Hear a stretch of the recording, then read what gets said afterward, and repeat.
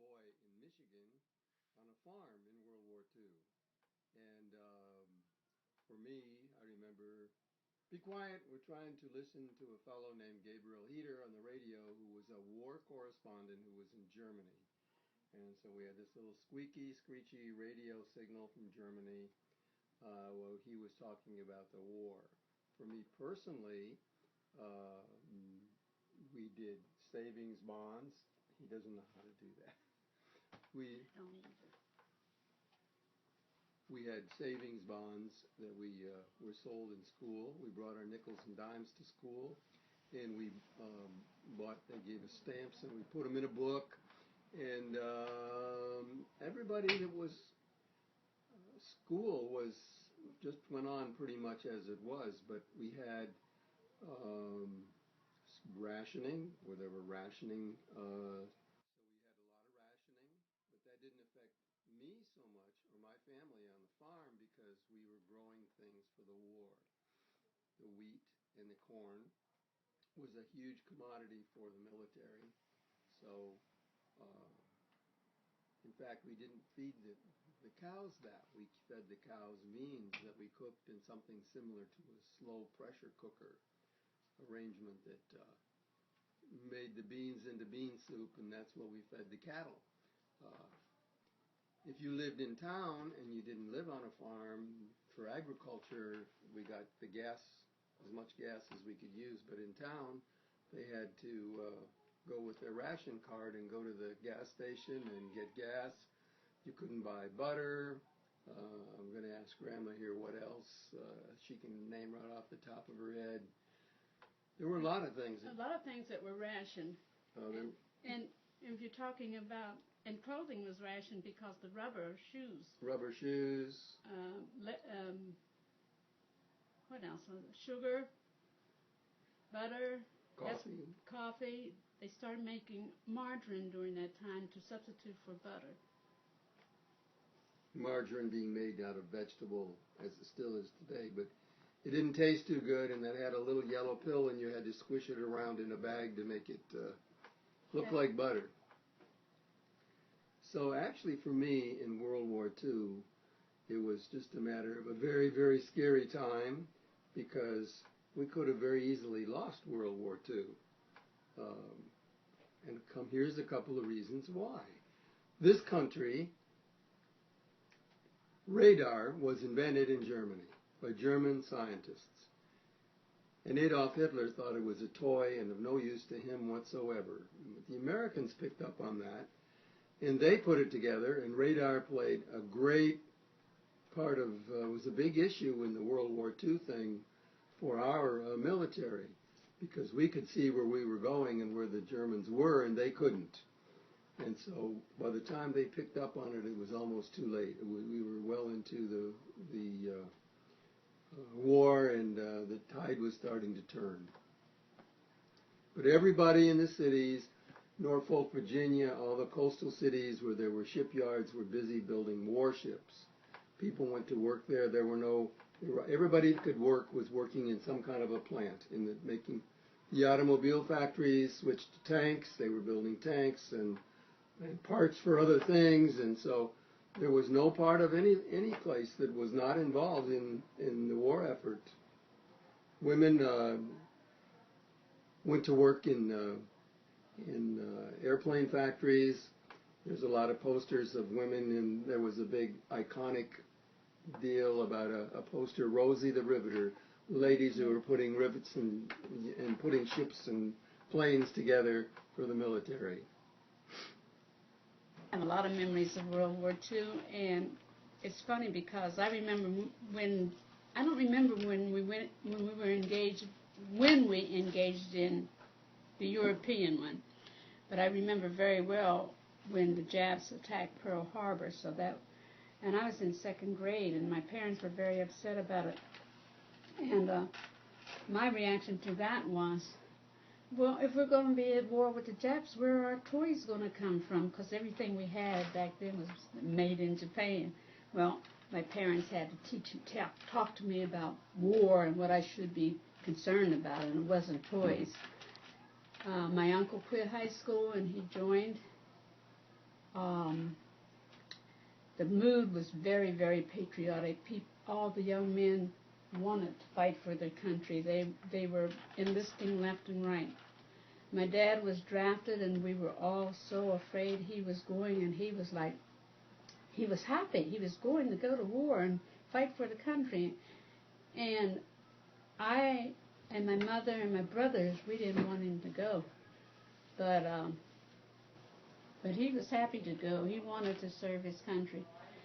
When he went off for his examination, he came back. He was classified as 4F, which meant that he failed the examination because he had his right arm was impaired. He couldn't use it as well as he would have to use it more. We were very, very happy, but he was very unhappy. He became then. Was he join the? What do you call those people? Anyhow, they watched out on patrol. We had blackouts and practiced what we would do if a bomb was come, if we were attacked, we went through practices, and so he was one of those wardens. And in school, we did exercises. The bells would ring, and we would rush home. The teachers would time how long it would take us to get home and get back. So then they would decide whether, if any attack came, we would stay in the school or would they send us home. It was very serious. We took the war very serious. Everybody was very, very patriotic. We gave up a lot of stuff. We had to be on rations. Food was rationed. Shoes were rationed. We lived in a city where you don't have fowl and stuff like that, but the city ordinances were changed, and so we began to raise chickens, and we raised chickens, and so we had our own fresh eggs, and my mother could jar up or can anything that came along. So she canned up the extra chickens, and we had chickens we had chicken at any time. During the war, one more thing, during the war, we used to gather up papers and all kinds of scrap metal, anything we could find, and we'd take it to the junkyard, and we would get nickels and dimes for it because things weren't plentiful. There weren't big mills to turn out steel as they are now, and they recycled everything. So we used to get quite a bit of change taking stuff to the junkyard. It's very depressing. But luckily, we came out on the plus side. All the banks went broke, and I was a little high school kid.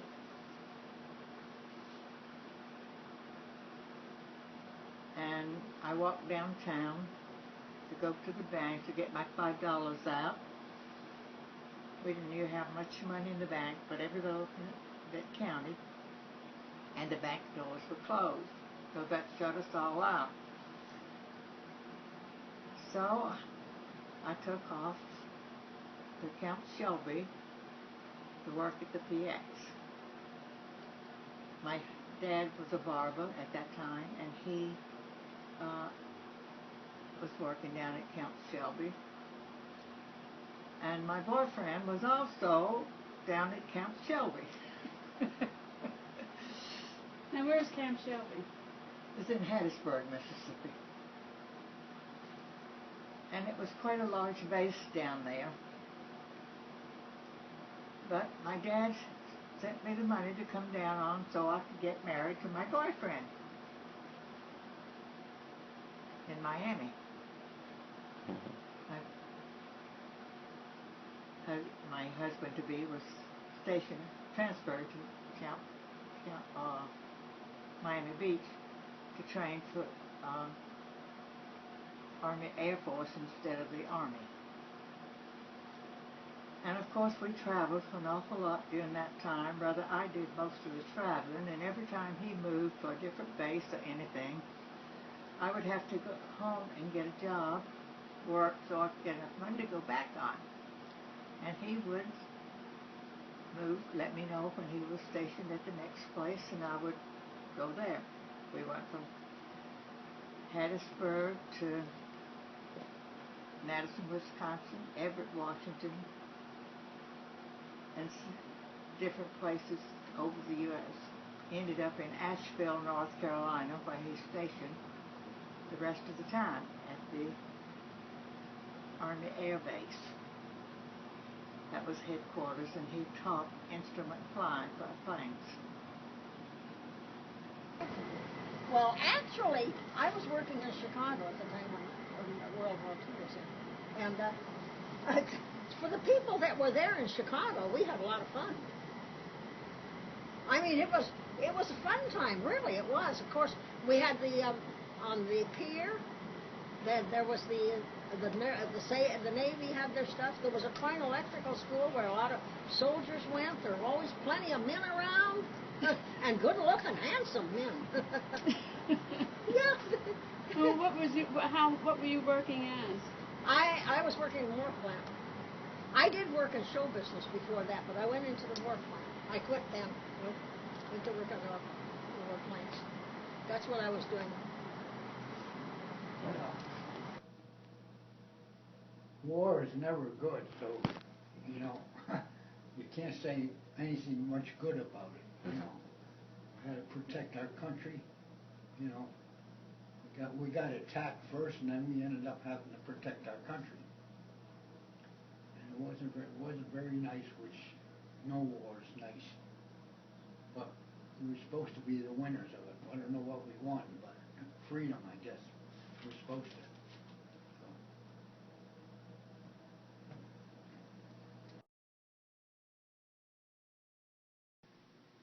Well, we had no choice. If we wanted to lose, we would not have.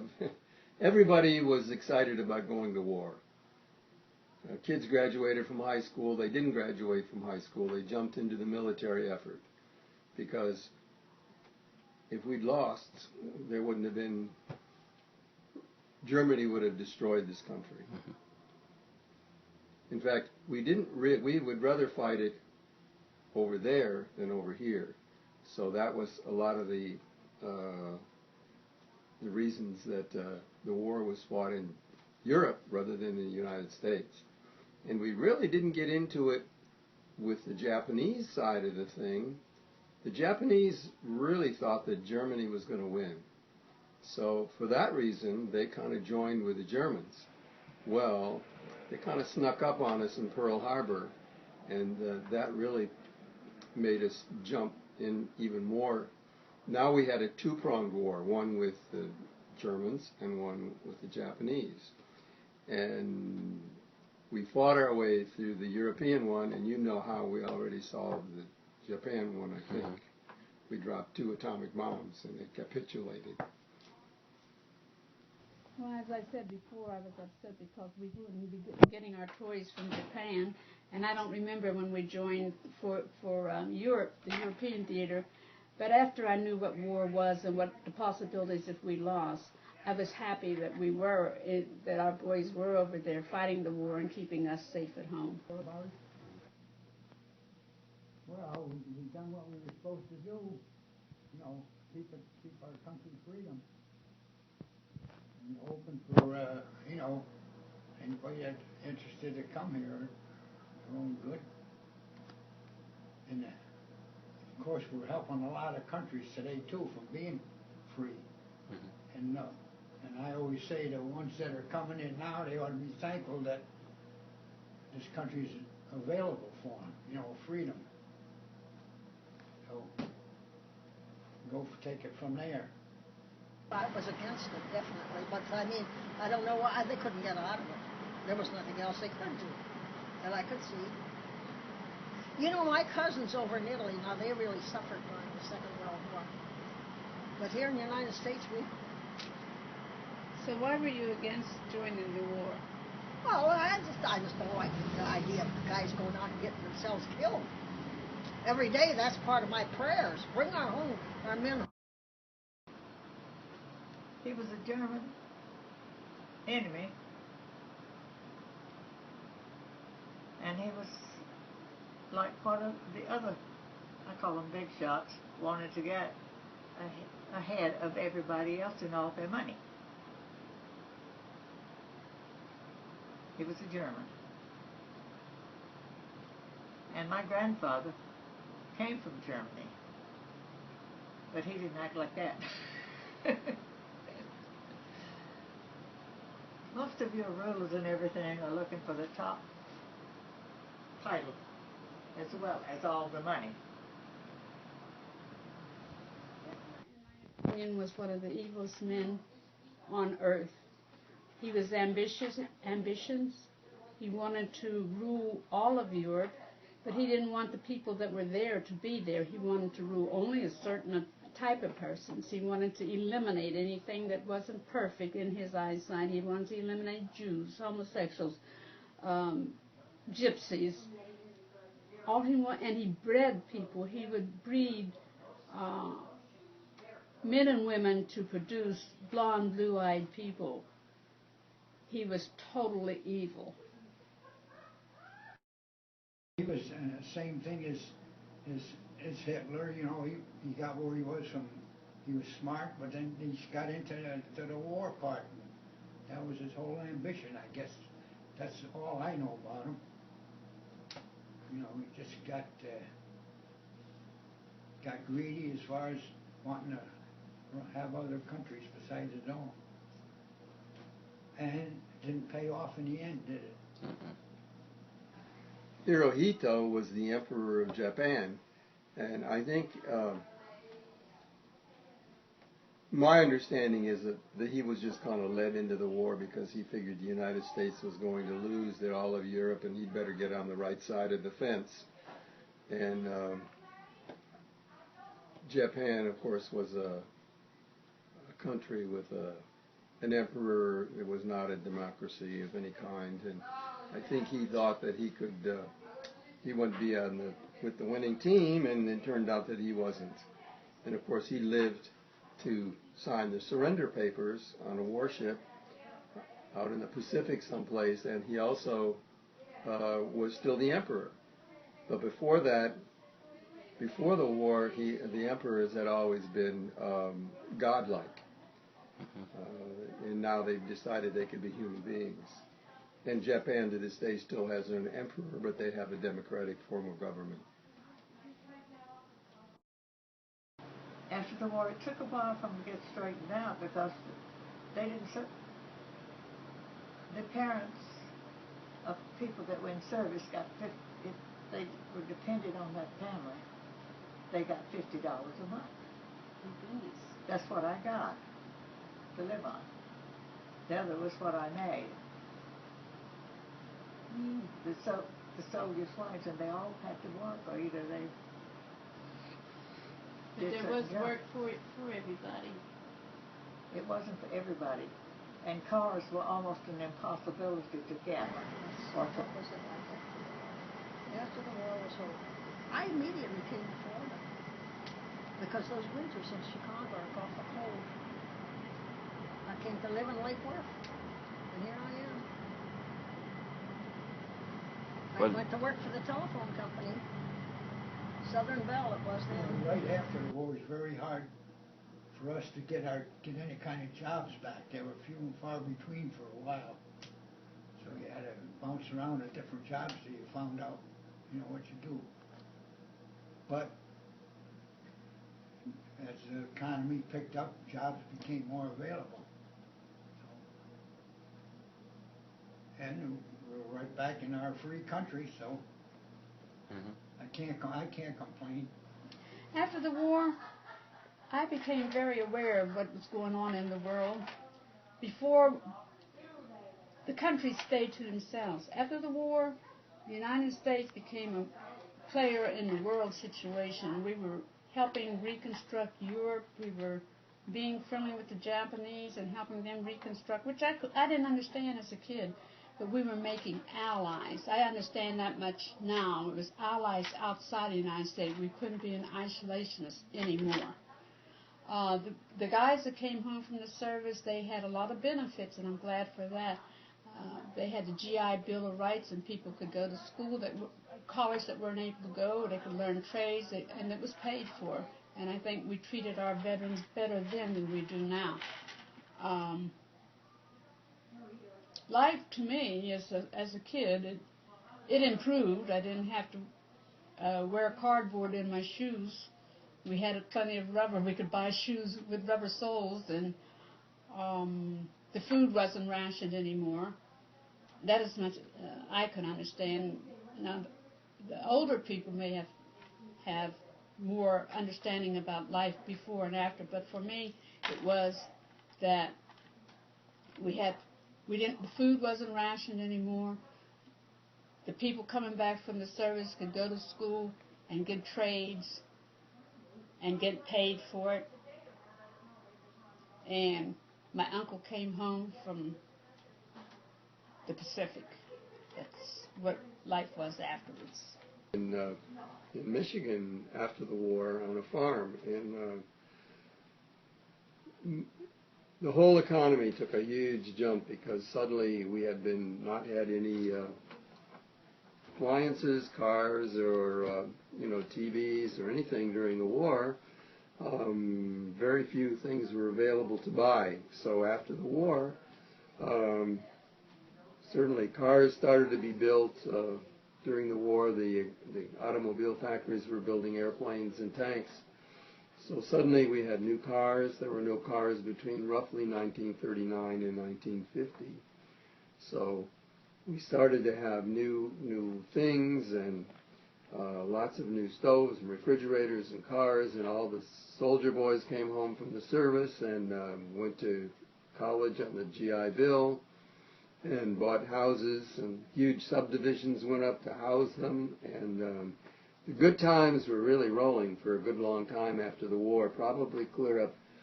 I don't think there was any other major difficulties until we had a little dip in the economy again in the 70s, and then everything moved along quite smoothly until very recent history, and we all know about that. Because we got to keep the young ones, involved with what this country's all about. And then we, like I say, I'm a veteran. I'm not in service, but we still help. We still help our veterans that are in hospitals. We help, like you, college, help with their college funds or sports. We back them up and sponsor a lot of things like that. The VFW is an organization, the American Legion. They're all, a local organization. They do a lot of good for the community. You should tell your classmates about that also. Mm-hmm. In fact, I got a plaque. I was commander of American Legion for 5 years, and we've done a very lot of good for the school person, really. So, like I say, our being a veteran didn't end just by getting out of service. I spent 20 or 30 or more years just being involved in the Legion and the VFW. And there's a lot of members that still do it. I'm like semi-retired from it now. I don't do much. Building, it was 3 stories high, held 12 different grades. And all in one school building? All in one building. And the white kids went to the school, the black went to the school. Lots of people thought we were prejudiced. That was just the way that they lived when they came over in groups. And they had their own school and everything. The difference, they had a college, but we only had a high school. When we finished with our books at our school, we passed them to the other school. But we all really lived together, we worked together and everything else. Except there were few who worked where the difference comes in with the black and the white. The blacks worked on the farms, and I mean they worked on the farms. And they had to ride in the back seat of the bus. That was because they smelled. Because what? They smelled. That's not... When working in the fields, you don't know how they smelled. That's why they sit on the back seat of the bus? That's why they pushed them to the back all the time. That's the first time I heard that. Created more than one comment. people that never had that problem. But the South was not the only one that did that. When we went to Rantoul, Illinois, they couldn't even live inside the city limits after dark. And that's in the North.